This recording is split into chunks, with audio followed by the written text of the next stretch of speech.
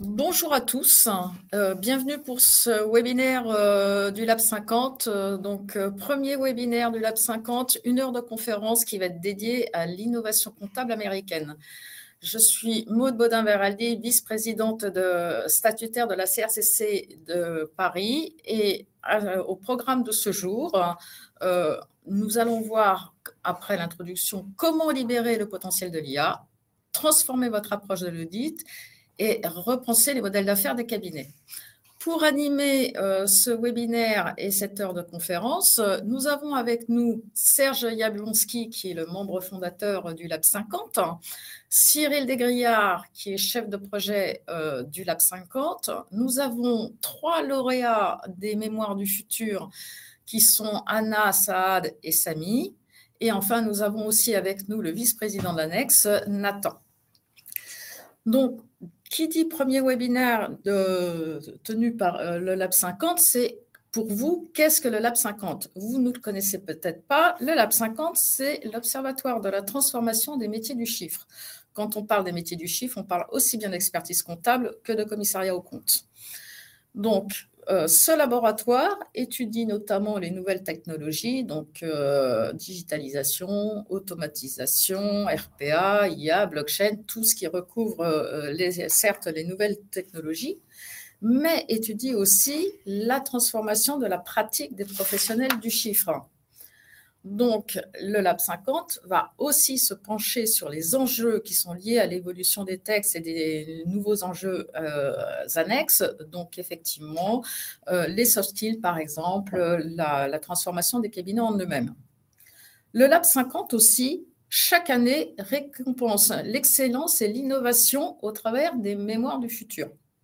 Et ce dispositif, chaque année, prime 4 mémorialistes. Vous en avez 3 autour de la table aujourd'hui.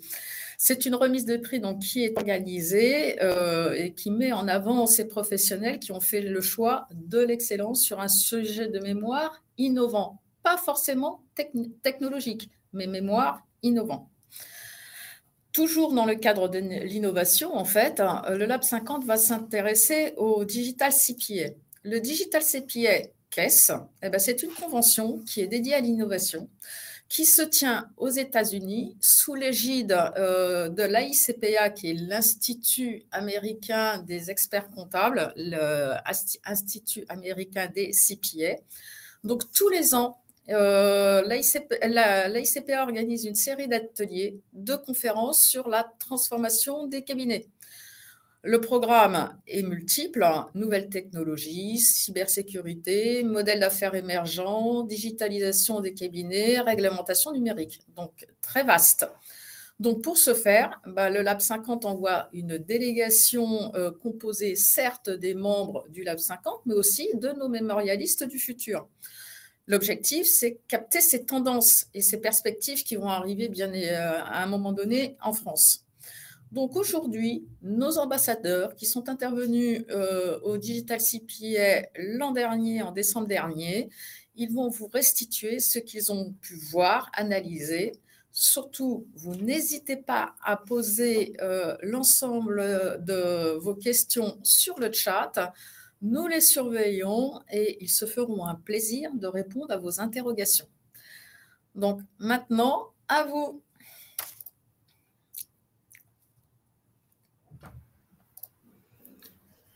Merci Maud pour l'introduction et merci Pierre pour la présentation des slides que tu peux passer à la première slide directement, qu'on rentre dans le sujet. Et merci beaucoup que vous soyez si nombreux. Donc Anna Florea, expert comptable commissaire au compte, data analyst et ambassadrice du Lab 50, notamment avec la promotion de 2021. Donc j'ai eu le prix du mémoire du futur et depuis je fais partie de la délégation française qui participe tous les ans au Digital CPA pour vous apporter toutes les tendances et les opportunités aux États-Unis, comment ils traitent ce sujet de la profession en mutation. Donc l'IA ne remplacera pas les commissaires aux comptes. Mais les commissaires aux comptes formés à l'IA vont remplacer ceux qui ne le sont pas. C'est le message important qu'on a retenu. Et cette phrase illustre parfaitement les bouleversements auxquels notre métier est confronté aujourd'hui. Donc, au congrès américain de CPA, il y avait plusieurs solutions abordées, et notamment les cabinets se organisent à 2 niveaux. Premièrement, dans une organisation collective. Donc, la profession s'organise pour développer des outils adaptés et identifier les meilleures pratiques face à ces transformations. Et parallèlement, au sein des cabinets, ils mettent en place des équipes dédiées à l'innovation pour pouvoir intégrer les nouvelles technologies et anticiper les évolutions. Donc, ces approches offrent des perspectives inspirantes pour faire évoluer le métier. Je veux bien qu'on passe à la slide suivante. Merci, Pierre. Quelles sont les tendances et les opportunités? Donc, aux États-Unis, on a eu une étude, le rapport Carbon, qui est avec les chiffres qui parlent d'eux-mêmes. Donc, il y a 71% des professionnels aux États-Unis qui estiment que l'IA va apporter des changements majeurs dans nos métiers. Avec 67, donc il y a une prise globale une prise de conscience globale positive, et 67% qui considèrent comme un avantage compétitif, donc ils n'ont pas peur, et 46% pensent que le rôle de l'IA va jouer un rôle clé dans l'attraction et la rétention des talents. Donc la rétention des talents, c'est une problématique majeure aux États-Unis et comme chez nous d'ailleurs. Donc, l'IA, ça peut être quelque chose qui peut nous aider à pallier à ce problème. Pourquoi c'est engouement? Parce que l'IA révolutionne la façon de travailler. Elle permet une analyse des données en temps réel. Elle identifie les risques avec critique, avec précision et accélère la montée en compétences grâce à quoi? Grâce à une méthodologie guidée. Ici. Je veux bien, Pierre, qu'on puisse passer à la tendance de la croissance des services. Les professionnels ont compris une chose, il faut s'adapter et à la transformation de la profession. Il y a notamment le conseil aux clients qu'ils ont mis en place et depuis l'année dernière, ils ont observé une tendance croissante médiane de 17%. On a été impressionné par les perspectives, les opportunités que les Américains mettent en place et font un packaging et savent vendre tout simplement. Ils permettent de lister, de catégoriser des services et proposer plus en détail, plus à la carte des services à leurs clients. Donc, les cabinets les plus performants aux États-Unis, ils partagent 3 points clés. Une stratégie clairement définie, des équipes dédiées au développement technologique et une standardisation des technologies essentielles pour garantir la cohérence et l'efficacité. Donc, cette dernière, la standardisation, elle est cruciale pour garantir et optimiser l'efficacité et répondre aux attentes croissantes des clients dans un environnement qui est en pleine transformation. Maintenant, on va voir les 3 piliers de la technologie. Les trois piliers de la technologie de la transformation de l'audit. Il est important de comprendre que pour pouvoir y arriver à avoir embarqué cette notion de l'intelligence artificielle, il faut d'abord s'adapter à des solutions cloud. Les solutions cloud vont nous permettre d'intégrer directement et interconnecter ces systèmes avec les systèmes clients, les ERP ou les logiciels comptables. Cela va nous permettre d'améliorer la collaboration et surtout la centralisation des données.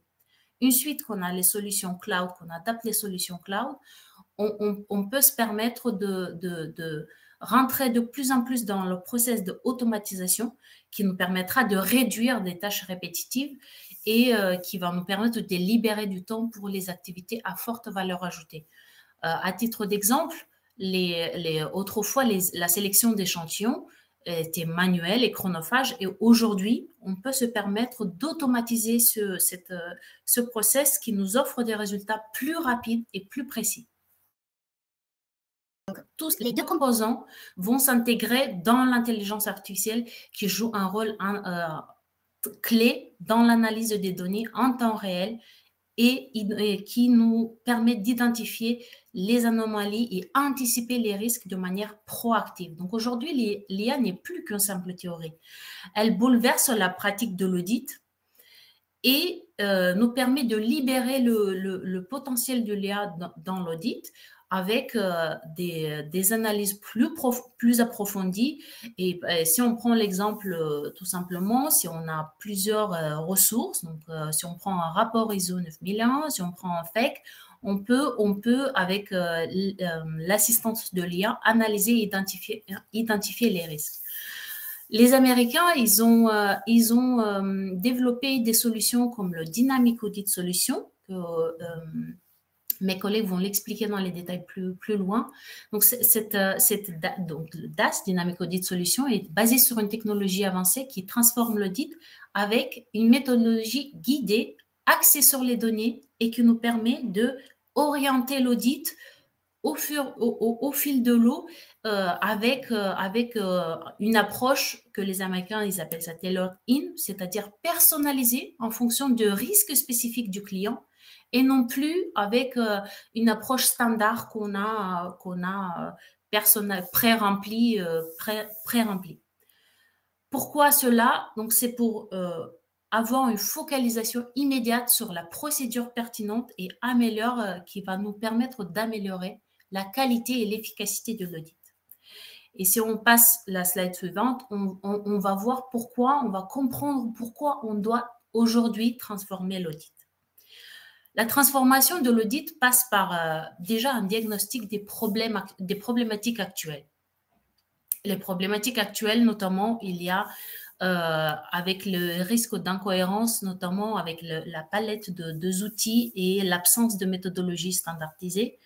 Il y a aussi la méthode de SALI, donc Same as Lear, c'est-à-dire que chaque année, on reproduit ce qu'on a fait l'année dernière. Et donc, pour relever ces défis, il est essentiel d'adopter des solutions modernes. Quelles sont ces solutions? Donc, il y a une méthodologie dynamique axée sur les risques qui adapte les procédures aux enjeux spécifiques de chaque client. L'automatisation, dont on a parlé, qui permet de standardiser les processus tout en réduisant les tâches manuelles, l'analyse des risques en temps réel pour détecter proactivement les anomalies et renforcer la gestion des risques. Tout cela va remplacer les méthodes déjà dépassées et ça va nous permettre de s'améliorer dans la qualité de l'audit. La slide suivante va nous montrer qu'aux États-Unis, ils ont de plus en plus, ça se développe l'externalisation des travaux de l'audit. Et cela grâce à l'IA. Pourquoi? Aujourd'hui, l'externalisation de l'audit pose un problème dans tout ce qui est comment synchroniser l'externalisation et centraliser la méthodologie de l'audit. Et grâce à l'IA, on peut se permettre de externaliser puisque c'est une solution qui nous permet d'orienter l'audit avec une méthodologie collaborative et donc intégrer une équipe externe comme si c'était une équipe interne et rendre un audit fluide et avec une méthodologie guidée et collaborative. Maintenant, on va parler pour la slide suivante, on va parler on va faire une petite conclusion de ce potentiel de l'IA qui, aux États-Unis, est un sujet très important. Et la conclusion est surtout de comprendre que l'avenir de la comptabilité et de l'audit repose sur la capacité à transformer les défis en opportunités grâce aux technologies révolutionnaires. Et il y a, pour anticiper les transformations, les cabinets aujourd'hui doivent adopter l'IA, l'automatisation et les solutions cloud, dont on a parlé, créer une culture d'innovation, de collaboration et mettre en place une veille stratégique pour suivre les évolutions stratégiques. Et enfin, on va rentrer dans un sujet très important pour nous, moins peut-être aux États-Unis, l'éthique et les opportunités de l'IA. Donc, les piliers de l'éthique pour garantir les bénéfices durables, il y en a 4. La transparence, l'équité, responsabilité et la confidentialité. Donc, la transparence et l'équité, c'est au niveau de l'outil qu'on utilise. Et la responsabilité et la confidentialité, ça reste au niveau de notre utilisation. Et nous, on reste garant des décisions prises et le respect des données et la conformité. Donc, je laisse Samy vous expliquer plus en détail le thème de l'éthique et l'opportunité. Merci. Bonjour à tous, je vais me présenter vite fait avant de continuer. Donc, Samy Keldo, comme l'a dit Maud, lauréat des Mémoires du Futur 2024. J'ai eu mon diplôme donc, en 2023 et je suis expert comptable et commissaire aux comptes puisque j'ai lancé mon cabinet fin 2023. Voilà. Ceci étant dit, on va continuer un petit peu sur l'éthique. Il y a un concept que les Américains ont, notamment sur le pilier de la responsabilité, qui est le concept de human in the loop. Alors, qu'est-ce que c'est? La traduction littérale, c'est l'humain dans la boucle. Et donc, l'idée, c'est que nous ne devons pas laisser l'IA faire tous nos travaux sans contrôle. On doit intervenir, que ce soit pour superviser, valider ou corriger ces décisions. Il n'est vraiment pas question de créer un système où de A à Z, l'IA intervient sans que nous, on vérifie quoi que ce soit. Notre rôle, c'est donc de surveiller pour éviter qu'il y ait des erreurs et aussi valider des cas complexes ou sensibles. Pourquoi? Parce que je rappelle que les LLM, actuellement, ils sont sur un système probabilistique. Donc, dès lors que vous avez des cas qui sont complexes, qui sortent un petit peu de l'ordinaire, l'IA va être moins apte à les régler et donc l'intervention humaine est nécessaire. Ok, donc maintenant qu'on a dit ça sur l'éthique, ils nous disent aussi, les Américains, que c'est créateur d'opportunités. Ils aiment bien voir du business là où on peut en faire. Et donc, c'est une opportunité via 2 volets principaux. Un premier volet qui est de dire, OK, aujourd'hui, on est acteur d'une profession qui génère énormément de confiance auprès des différentes personnes, que ce soit nos clients, les banques, etc. Bon. Bien, demain, avec l'IA, tout le monde se pose un petit peu des questions justement de est-ce que l'acteur d'à côté utilise de manière éthique l'IA? Est-ce que ce qu'il me propose comme production, c'est vraiment juste conçu via l'IA ou est-ce qu'il y a vraiment du travail, une expertise, etc. Nous, grâce à la confiance qui est déjà placée en nous, on va pouvoir en fait la renforcer, l'améliorer. Nos clients vont vraiment s'attendre à ce qu'on soit les premiers utilisateurs à avoir un côté éthique et d'être dans la conformité. Donc voilà, donc ça va nous permettre de mettre en avant notre rôle de tiers de confiance. Et puis, il y a une autre opportunité qui est liée à notre périmètre d'intervention. Donc déjà, dans le cadre de nos audits, on va être capable de proposer de nouvelles recommandations liées à une utilisation éthique de l'IA. Et puis, on va pouvoir aussi proposer de nouvelles missions d'audit ou de conseil liées à ce sujet, ou encore de proposer des formations. Il faut bien comprendre que nous, dans nos cabinets, on va être les premiers à devoir se former, se sensibiliser sur cette utilisation éthique, et donc on va être à même d'accompagner nos clients là-dessus. Donc concrètement, en fait, qui de mieux placé que le commissaire aux comptes pour réaliser des audits sur l'utilisation éthique et conforme de l'IA. L'éthique et la conformité, ça, on connaît bien quand même. Non, attends, tu peux revenir. On va juste parler RGPD avant de passer à la suite. Le RGPD, en réalité, bon, on a parlé d'éthique, etc. Effectivement, les Américains en parlent.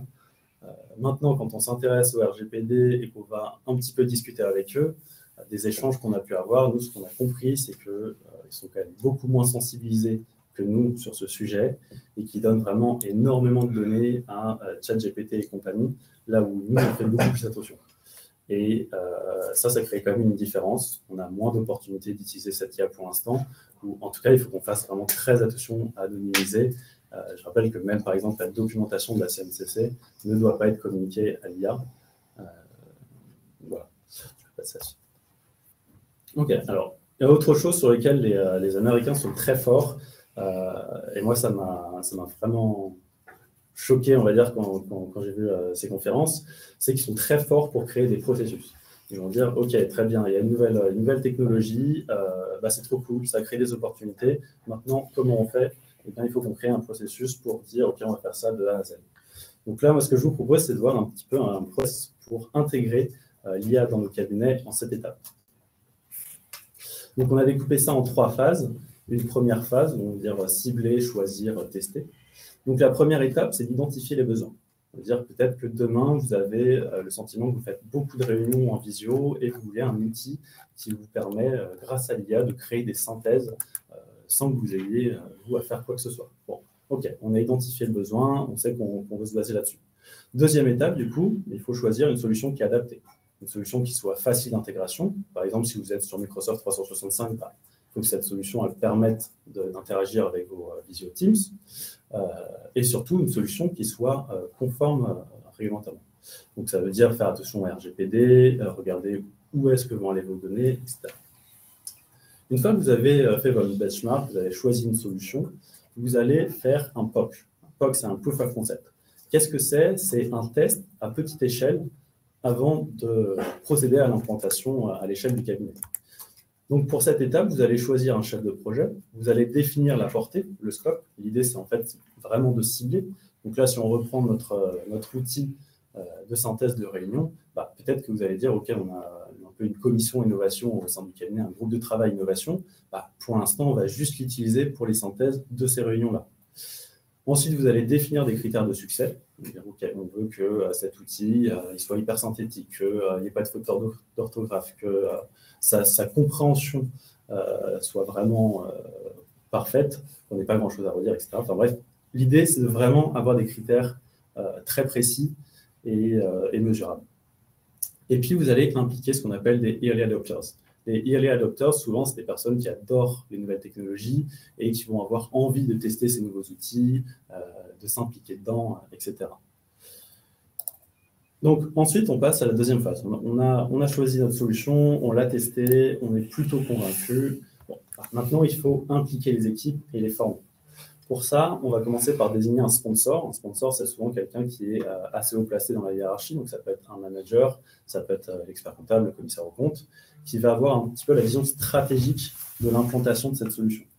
Et puis, on va désigner un champion. Champion, c'est plutôt un collaborateur, quelqu'un qui va être fort sur l'outil et qui va être là pour s'assurer de l'engagement des équipes, qui va permettre il va pouvoir répondre aux questions, etc. Il faut ensuite organiser des formations pour former l'ensemble des collaborateurs à l'utilisation efficace de l'outil et puis intégrer du feedback. C'est très important. Ça peut être du feedback formel via des formulaires que vous envoyez, par exemple au bout de 2 semaines d'utilisation, ou du feedback informel, typiquement la discussion autour de la machine à café pour demander qu'est-ce que tu penses de l'outil, est-ce que tu penses que c'est une bonne chose, est-ce qu'on gagne du temps, etc. Il y a aussi une autre étape qui est donc assurer la confidentialité et la conformité. On rappelle la notion d'éthique, responsabilité. Bon. Pour ça, il faut absolument sensibiliser les équipes. On peut aussi mettre en place une charte informatique. Alors, il y a l'ordre qui en a proposé une il y a quelques mois par rapport à l'intelligence artificielle, etc. Et la CRCC de Paris qui est en train de travailler sur la sienne également actuellement. Hop.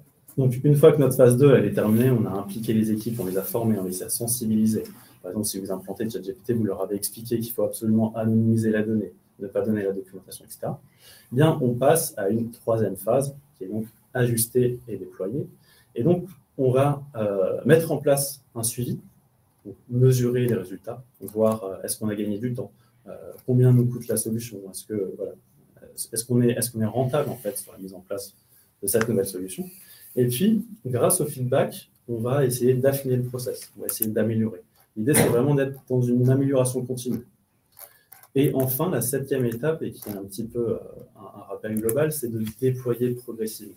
Ça ne sert à rien de vouloir révolutionner, de dire l'IA est arrivée, c'est génial, on va révolutionner tous les process du cabinet. Il faut vraiment y aller petit à petit. Et une fois que vous aurez fait un process, vous êtes occupé d'une mission en particulier et que c'est bien implanté et que les équipes ont bien pris le pli, eh bien vous pourrez passer à la suivante. Et c'est bon pour notre process et je vais laisser la parole. On a une question, Samy. Pourquoi il ne faut pas intégrer dans ChatGPT la doc de la CNCC? N'est-ce pas une donnée publique? Alors, ça dépend de quelle documentation, mais l'idée que vous soyez expert comptable ou commissaire aux comptes, c'est quand même, vous payez des cotisations pour avoir accès à des données et de la documentation spécifique à votre métier. Si demain, vous fournissez tous ces éléments à l'intelligence artificielle, vous limitez l'intérêt de votre profession et n'importe qui peut s'en occuper. Il y a Maud qui aimerait rajouter quelque chose. Oui, je voudrais simplement rajouter que la documentation CNCC n'est pas publique, elle est réservée aux membres de la compagnie. Donc, on ne peut pas la donner dans le chat GPT, auquel cas elle serait diffusée à tout le monde.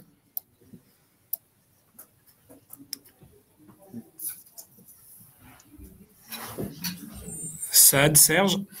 Ouais, merci, bonjour à toutes et à tous. Je m'appelle Saad Jaré, je suis également lauréat du prix des Mémoires du futur 2024.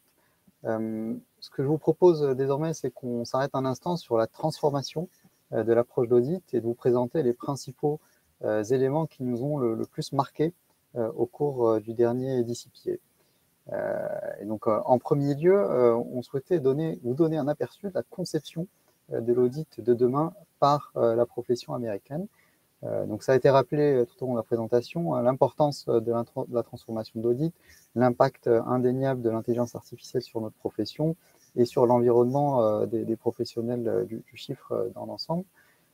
L'audit du futur, à travers le prisme du DCPA, c'est la combinaison de plusieurs facteurs. Donc, sans surprise, on va retrouver un audit centré sur l'exploitation des données, avec une approche novatrice qui va consister à s'appuyer sur l'exploitation des données tout au long de la démarche d'audit.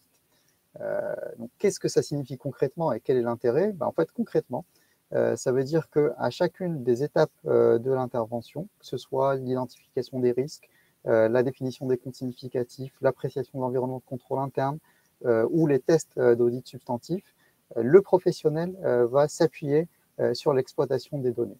Alors, quelles données il va exploiter? En fait, ça peut être des données communiquées par les clients, donc internes à l'entreprise, ça peut être des sources de données externes, ça peut être des données comptables, des données de gestion ou des données extra-comptables. Donc, quelque part, mettre à profit la profusion de données et la disponibilité de celles-ci pour pouvoir réaliser un audit intelligent, pertinent et dynamique qui s'adapte en fait aux spécificités des clients et qui permet de cibler de manière spécifique des transactions à risque ou atypiques. Donc ça, c'est vraiment un point important et un axe fort du DCPA qui a été martelé tout au long de la convention. Et ce qui change, on va dire, par rapport à ce qu'on peut voir aujourd'hui, c'est qu'il ne s'agit plus uniquement d'introduire de manière sporadique des analyses spécifiques qui vont répondre à des objectifs précis dans une approche qui reste fondamentalement proche des approches traditionnelles, mais vraiment de changer l'approche et la méthodologie d'audit du professionnel. Donc, pour pouvoir procéder à cette transformation, le professionnel dispose aujourd'hui aussi d'un large panel d'outils, de solutions, de logiciels qui sont disponibles sur le marché. Chaque outil va présenter des fonctionnalités qui vont permettre de répondre à des objectifs spécifiques de la mission du commissaire aux comptes. La solution qui a été mise en avant au cours de ce DCPA et qu'a présenté Anna, c'est la plateforme DAS, donc pour Dynamic Audit Solution, qui va présenter l'avantage d'être totalement intégré, donc qui va couvrir finalement l'ensemble des besoins du professionnel au cours d'une mission, qui va permettre notamment une analyse dynamique des risques, automatiser un certain nombre de processus et qui va s'adapter finalement tout au long de l'audit aux résultats intermédiaires qui auront été déterminés par les travaux mis en œuvre par le professionnel. Donc ça, c'est un autre axe de transformation de la mission d'audit. Plutôt que de s'appuyer sur une multiplicité de solutions, avoir une solution clé en main qui intègre l'ensemble des fonctionnalités. Bien sûr, quand on parle d'audit du futur, c'est aussi évidemment la montée en puissance de l'intelligence artificielle qui seront à terme en fait, le bras droit du commissaire aux comptes et qui influeront indéniablement aussi sur l'organisation des cabinets et sur la structuration des équipes. Mais qui dit exploitation des données, dit aussi renforcement des enjeux autour de la sécurité de celles-ci. le professionnel, le commissaire aux comptes, a un accès privilégié aux données confidentielles de ses clients. Donc, l'audit de demain, c'est un audit où l'instauration de mesures de sauvegarde, de moyens de protection robustes face à la fuite de données, face au piratage, sera un enjeu clé pour la profession, en plus évidemment de ce qui a été rappelé par Samy autour de, finalement de la propriété des données et du partage de l'information dans les outils d'intelligence artificielle. Et puis enfin, finalement, toutes ces technologies vont changer et changent déjà finalement la façon avec laquelle le professionnel conduit ses missions et va surtout impacter les processus qui vont être internes au cabinet en traitant de manière automatisée, intelligente, un certain nombre de casse-têtes du quotidien. Par exemple, qui ne rêverait pas d'avoir une intelligence artificielle qui agencerait le planning des équipes de manière dynamique et qui proposerait chaque semaine une organisation optimale qui permet de répondre, notamment de manière hiérarchisée, aux besoins des clients tout en maximisant la profitabilité du cabinet. Et en fait, c'est ce vers quoi on tend et c'est l'audit transformant de demain. On révolutionne la façon de réaliser les missions, mais on révolutionne aussi l'organisation des cabinets et les processus internes au cabinet grâce à ces intelligences artificielles.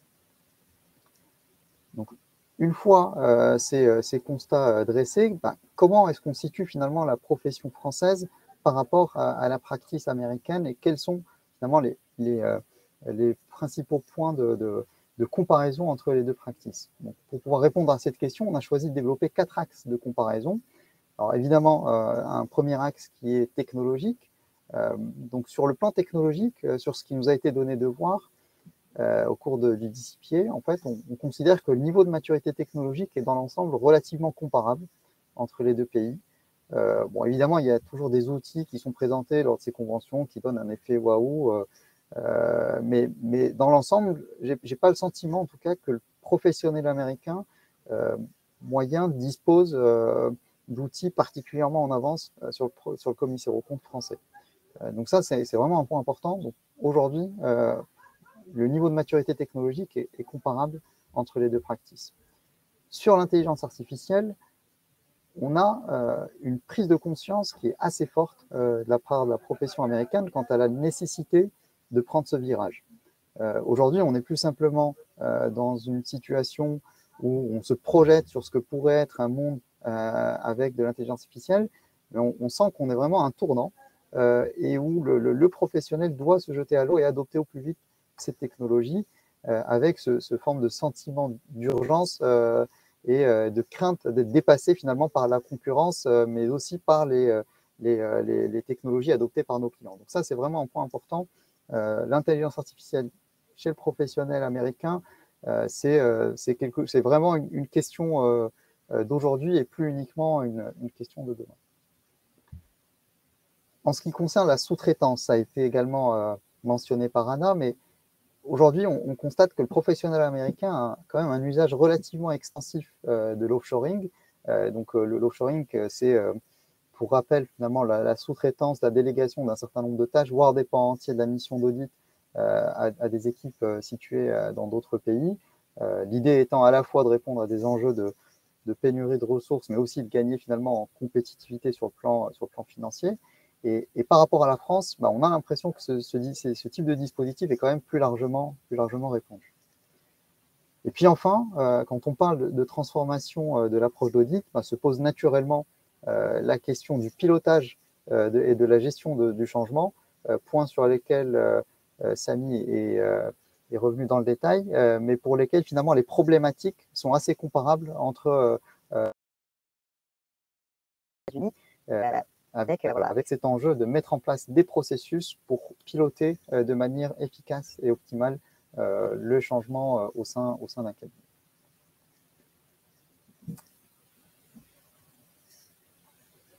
Ton micro est coupé, Serge.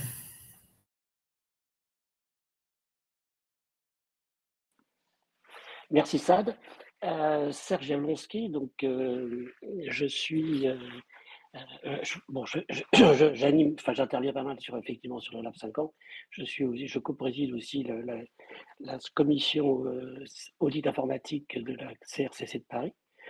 Et j'anime aussi un groupe de travail actuellement sur l'intelligence artificielle générative et les professions du chiffre, avec d'ailleurs un cahier qui va sortir dans les jours qui viennent, il est en relecture actuellement, sur effectivement, avec un grand nombre d'exemples, je vais revenir sur ce sujet. Alors, merci Sad, effectivement, le DAS, c'est la nouvelle plateforme d'audit, qui a été pilotée par l'ICPA, qui est développée par Caseware, qui a de grandes ambitions, y compris, ça va jusque effectivement des benchmarks par secteur et un certain nombre d'opérations, en plus de tout le process effectivement d'audit et tous les outils d'audit par les données. Tout le process effectivement d'audit est là, et ça, je pense que ça, ça mérite d'être vu et regardé. Caseware est présent au niveau international, hein, donc est bien connu par certains, en tout cas en France. Donc ça, et tout ça est possible grâce à des techniques qui sont le cloud, effectivement, et qui sont l'IA, évidemment, et puis la connexion directe avec les clients pour accéder à des données selon les droits, évidemment, et aussi pour le déversement de données selon les demandes du commissaire aux comptes. Alors, un point important, non, je vais rester sur la slide précédente. Un point important, en fait, c'est qu'aujourd'hui, les Américains estiment qu'il y a eu des changements de plateforme, chaque cabinet d'audit a sa plateforme ou ses outils, etc. Mais il n'y a pas eu beaucoup de changements dans les 20 dernières années. Par contre, ils pensent que dans les 2 années qui viennent, tous les cabinets vont changer de plateforme. Donc, attendez-vous à des offres assez bouleversées avec des outils qui sont beaucoup plus travaillant la donnée et qui sont apprenants et qui sont intelligents et qui vont effectivement couvrir l'intégralité de la mission d'audit. Voilà. Donc ça, c'est un grand changement. Il y a un point aussi sur lequel que ça a dépassé, mais je sais qu'il est très performant sur le sujet, parce que c'était le sujet de son mémoire, c'est ce qu'on appelle le RPA. Le RPA, c'est s'attaquer à des données qu'on utilise en fait pas assez souvent en audit. Hein. C'est des données de process, c'est-à-dire qui a fait quoi et quand, avec quel, dans tout le système, dans tout le process, informatisé évidemment. On trouve par exemple dans tous les ERP, on trouve des tas de données qui sont effectivement des logs de tout ce qui a pu être fait. Et ça, pour vérifier le contrôle interne, ou pour vérifier des fraudes, ou pour vérifier les contrôles d'accès, pour vérifier, c'est un vrai bonheur. Donc pensez aussi à ces données qui ont été effectivement un peu évoquées tout à l'heure par Sad. Voilà, donc ça, je pense que c'est... donc attendez-vous à changer de plateforme, attendez-vous à changer vos outils d'audit, attendez-vous à des offres merveilleuses à venir ou déjà disponibles. Donc voilà, ça c'est un message important qui sortir de la DCPA. Serge, est-ce que tu as connaissance d'un équivalent de la plateforme DAS en France ?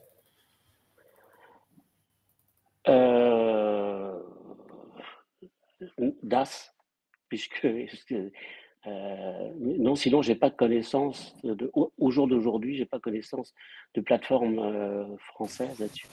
Mais bon, je pense aussi que les plateformes internationales, ça marche. Hein, il n'y a pas de raison. La donnée est internationale, les benchmarks se font au niveau international. Bon. Et Caseware est connu depuis tout le temps. Caseware a toujours suivi la profession sur ce sujet. Donc non, je ne connais pas, mais ça pourrait être à faire. J'ai regardé un petit peu d'ailleurs sur ce que propose, vous savez, la plateforme de logiciel proposée par l'Ordre des experts comptables. J'ai pas vu vraiment de plateforme audit. Il y en a une qui est citée, mais sinon, il n'y a pas vraiment. Non, je ne crois pas que je connais pas d'autres. Enfin, j'en connais d'autres. Il y en a qui les cabinets utilisent. Mais je n'ai pas vu. Non. En style moderne et très axé données, je ne connais pas. Oui, Serge, aux assises de la CNCC, il y a eu une conférence sur effectivement l'IA et les logiciels d'audit. Ils ont fait intervenir en fait 2 éditeurs qui sont Caseware et Just Online. Oui. Ok, donc bah voilà, je pense que c'est les deux, effectivement, les 2 outils modernes actuellement. Voilà. Bon, en tout cas, quelques sujets, vous avez vu partout, on parle de l'intelligence artificielle générative. Hein, ça, c'est tous les intervenants ont fait ça et c'était vraiment un des grands messages de DCPA. D'ailleurs, avec un moment, il y a eu une question, dire mais est-ce qu'on peut charger des données qui sont couvertes par le secret professionnel? Et la réponse de celle qui intervenait a été de dire, écoutez, il faut prendre des risques, mais si vous ne les prenez pas et que vous n'utilisez pas l'IAG, vous serez derrière. Donc, bon, c'est le côté américain assez punchy, mais le message est clair. Hein. Donc, et si vous êtes derrière, bah, vous serez derrière. Comme le disait Anna tout à l'heure, vous serez remplacé par des commissaires aux comptes qui, eux, utilisent, effectivement. Et ça sera ça le point. Donc, c'est un aspect assez intéressant hein, et important. Je voulais revenir sur un point aussi, c'est la sous-traitance, enfin, ou l'externalisation de certaines fonctions d'audit qui se pratiquent de plus en plus, effectivement, aux États-Unis. Nous, on est un peu bridé parce qu'il faut que ce soit un expert comptable français reconnu. Donc, ça limite la possibilité. Mais il y a aussi un point aussi, c'est que dans les 17% de croissance attendue en 2025, il y a aussi le fait que les entreprises elles-mêmes externalisent beaucoup plus. Et notamment sur tout ce qui peut être appelé, pas forcément sur l'audit, mais effectivement, mais externalisent de plus en plus sur le back-office complet des entreprises, se débarrassent des encaissements et des décaissements, par exemple, pour un système beaucoup plus large que la comptabilité. Et ça, c'est une forte tendance qui alimente les chiffres d'affaires des cabinets. Voilà. Alors, donc en attendant la diffusion de nouvelles plateformes techniques pour l'audit, dont on vient de parler, il faut savoir qu'aujourd'hui, les différents moteurs d'IAG existent. Et il y a beaucoup de choses que le commissaire aux comptes peut faire aujourd'hui avec l'IAG.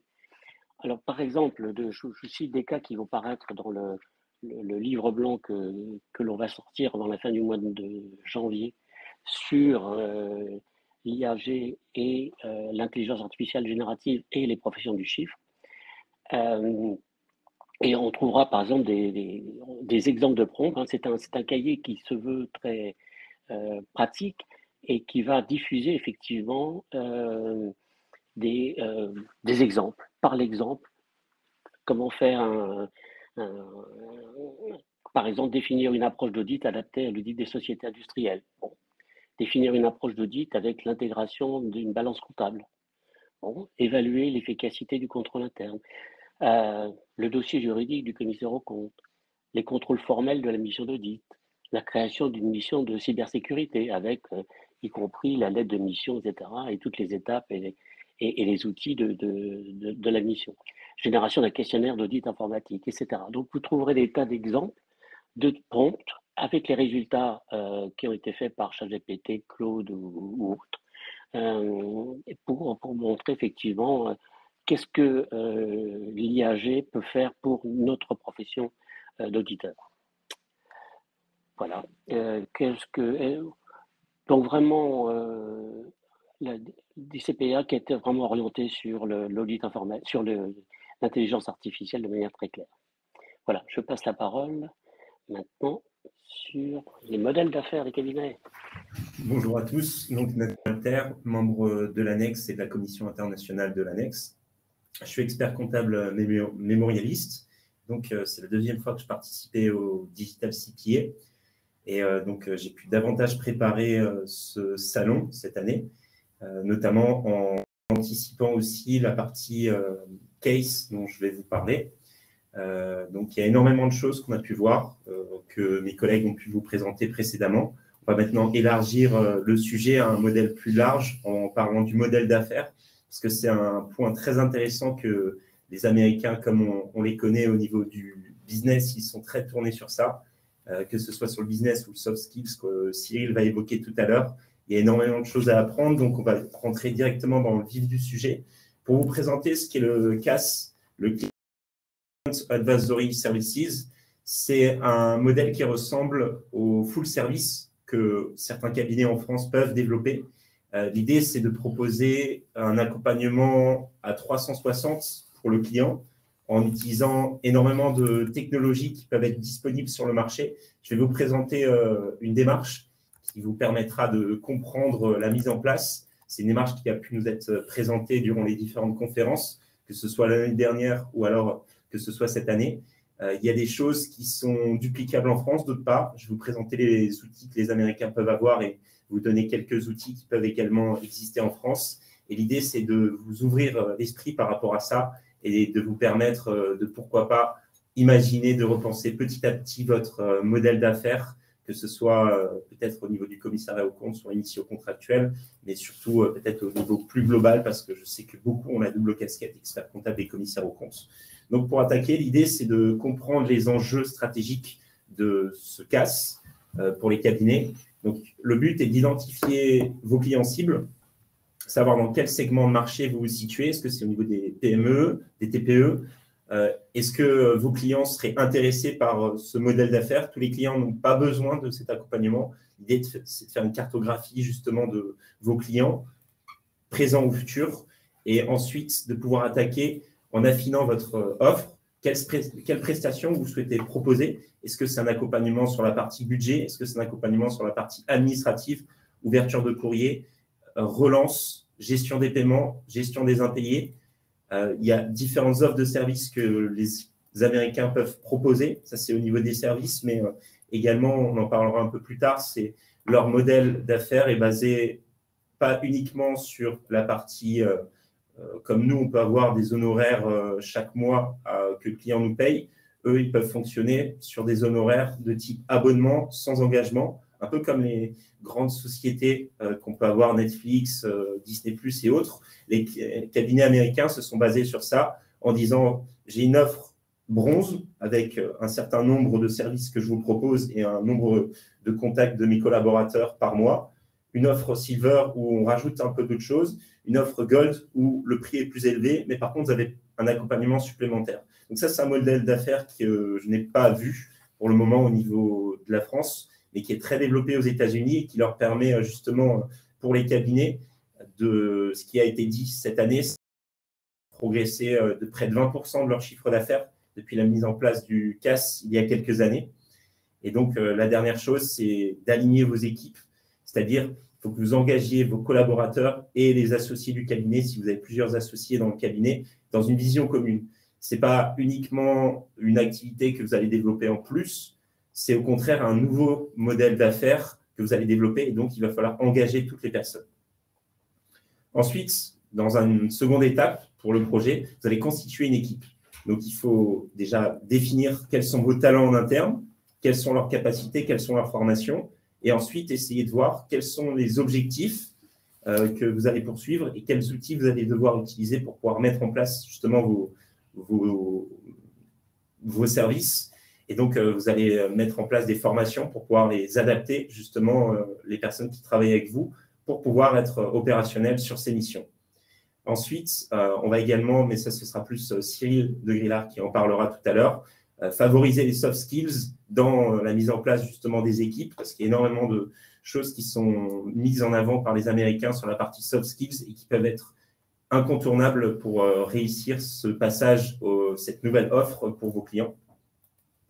Dans la troisième partie, donc, je vais vous parler des outils qui sont utilisés. Au niveau des outils, c'est très différent aux États-Unis et comme on en parlait, tout ce qui est outils numériques digital, les Américains sont très tournés sur ça et notamment tout ce qui est IA générative, eux, ils sont beaucoup moins fermés, donc ils l'utilisent beaucoup plus souvent sur les missions, mais au niveau des outils comptables, ils sont très basés sur les logiciels en SaaS, ils sont sur Xero, QuickBooks. Nous, on pourrait avoir Penny Lane, on pourrait avoir Microsoft et d'autres outils comptables. Il y a des outils d'analyse financière qui sont essentiels pour pouvoir et accompagner ses clients dans cette partie-là, des outils de gestion de pilotage des flux de trésorerie que les Américains utilisent, l'automatisation des processus et les outils collaboratifs pour la gestion de projet. Donc, c'est assez peu d'outils finalement que moi je retrouve en cabinet. On retrouve essentiellement des outils comptables dans les cabinets, mais l'idée, c'est de pouvoir élargir son offre et donc élargir les outils qu'on utilise pour, pourquoi pas, proposer des services aussi de communication pour les clients, donc utiliser des outils comme Canva ou alors des outils CRM pour pouvoir aider vos clients justement à développer leur communication. C'est tous ces outils-là qu'il faut penser à ajouter au niveau de vos outils de production, pas uniquement des outils métiers comme on peut les appeler. Ensuite, il faut mettre en place un certain nombre de processus justement pour expliquer le fonctionnement des outils, que ce soit pour les nouveaux ou que ce soit pour les personnes qui vont intégrer au fur et à mesure ce projet de changement de modèle de cabinet. Et le mieux, c'est de définir un chef de projet sur ce changement de modèle pour qu'il soit en veille permanente pour savoir quels outils sortent et pourquoi pas, comme nous, on a pu le faire en partant aux États-Unis, faire de la veille sur d'autres pays pour voir si certains outils peuvent justement s'expatrier dans notre pays justement pour pouvoir anticiper et le prendre en premier. Ensuite, on élabore une feuille de route. On définit quelles sont les différentes étapes. On priorise d'abord un diagnostic initial pour savoir où en est mon cabinet, où je vais aller. Et ensuite, on met petit à petit les étapes pour décomposer le projet et ne pas tout faire en même temps pour éviter de se planter. On prend par étapes et on ne va pas totalement changer le faire. On va adapter l'environnement et surtout, on va prévenir les clients. Ensuite, on va proposer au client la valeur ajoutée. On va lui expliquer pourquoi c'est important de mettre en place ce modèle de CAS au niveau de services qu'on lui propose. Ça va être très important de lui montrer cette valeur-là, de dire que le fait de l'accompagner de A à Z sur son activité, ça lui permettra de se dégager du temps, que nous, notre valeur ajoutée, c'est notre expertise au niveau des chiffres, mais c'est aussi notre connaissance du droit, de l'économie. Et donc, ça va être très important qu'il puisse être accompagné par un vrai professionnel qui connaît ses besoins et qui connaît toute son activité. Et enfin, on va adopter une démarche d'amélioration continue, comme on peut l'avoir sur plein d'autres projets. C'est-à-dire qu'on va tout le temps se remettre en question. On va mettre en place des avis de satisfaction. Ce que certains cabinets font déjà, c'est est-ce que le client est satisfait, est-ce que je ne peux pas améliorer certaines choses. Pareil pour les collaborateurs en interne, avoir un interlocuteur pour pouvoir justement faire en sorte qu'il y ait quelqu'un pour pouvoir communiquer sur ça. Donc, je vais en terminer parce qu'on arrive presque à la fin du webinaire pour laisser le temps de parole à Cyril, mais il y a énormément de choses qui peuvent se faire et je compléterai tous mes dires par un article qui paraîtra par la suite comme pour mes autres collègues. Donc, n'hésitez pas si vous avez des questions par la suite dans le chat. À toi la parole, Cyril. Merci Nathan, merci à tous. Le dernier point dont je voulais vous parler par rapport à ce webinaire, c'est la notion des soft skills. Alors, moi, je suis Cyril de Grillard, je suis chef de projet du Lab 50. Les soft skills, les compétences comportementales, alors aux États-Unis, c'est quelque chose qui est absolument fondamental. Et donc, on pourrait se dire pourquoi on parle des soft skills dans un congrès qui parle de digital. Et le président de CPA a martelé pendant les 3 jours de dire que déjà, le digital, c'est 3 paramètres. Le digital, premier paramètre, c'est l'IA, l'intelligence artificielle. Le deuxième, c'est la stratégie pour les cabinets. Et le troisième point, pour que tout ça fonctionne, il nous faut des êtres humains.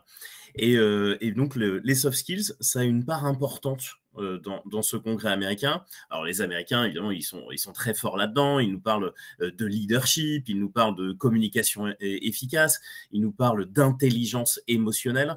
Il nous parle de savoir utiliser, gérer son temps, gérer ses priorités.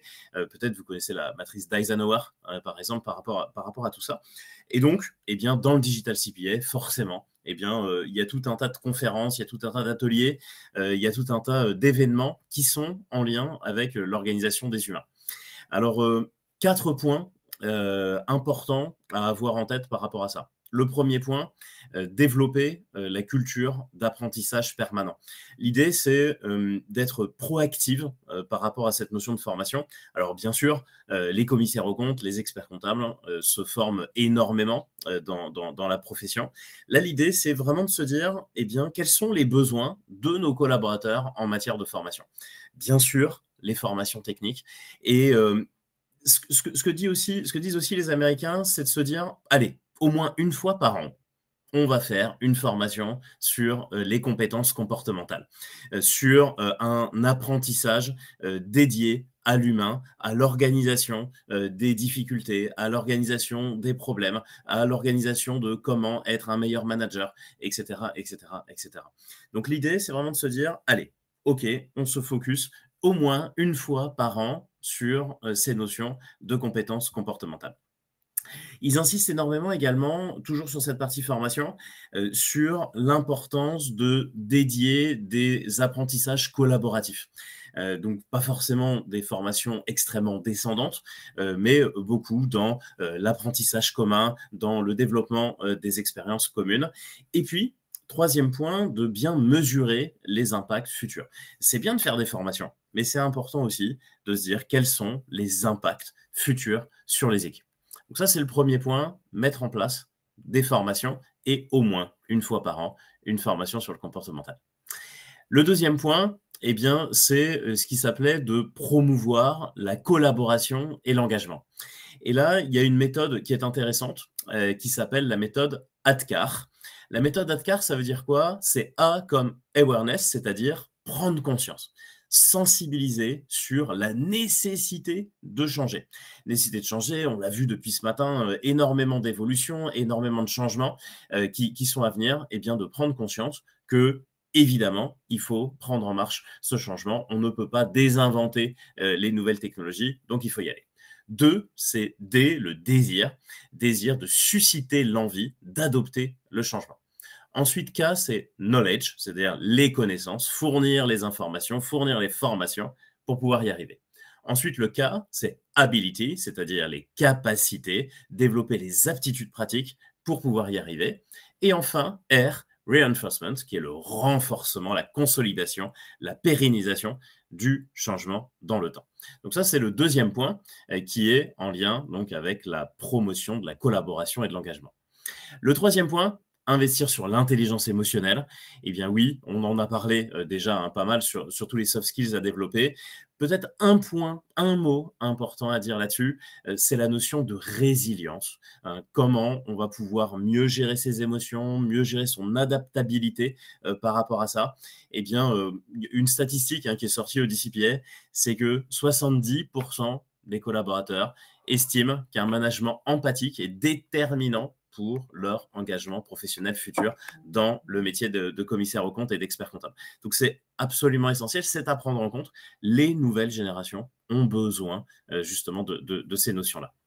Et puis, évidemment, quatrième point, d'imaginer, d'englober tous ces soft skills et tout ce digital comme un levier stratégique pour demain. C'est de créer une symétrie entre notre stratégie informatique, notre stratégie digitale et notre stratégie globale du cabinet. C'est pour ça que finalement, le Digital CPA, il est extrêmement large puisqu'on parle de fidélisation de nos talents, de nos équipes. On parle d'accélération de la transition digitale et comment on fait pour assurer tout ça. Et puis, dans un autre point qui est extrêmement important pour nous en France aussi, eh bien, c'est de répondre aux attentes sociétales. Comment on fait pour intégrer finalement tous ces éléments-là? Ça fait partie des soft skills.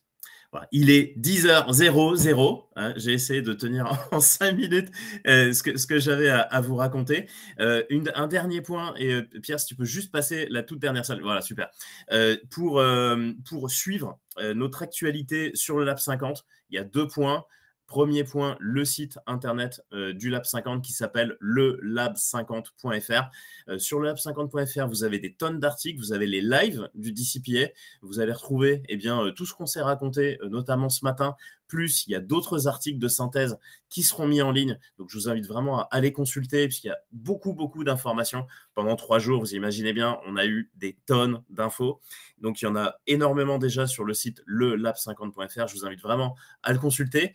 Et puis, la page LinkedIn pour avoir les nouvelles fraîches du Lab 50, notamment les prochains événements qui sont en ligne, les prochains événements qui sont en présentiel.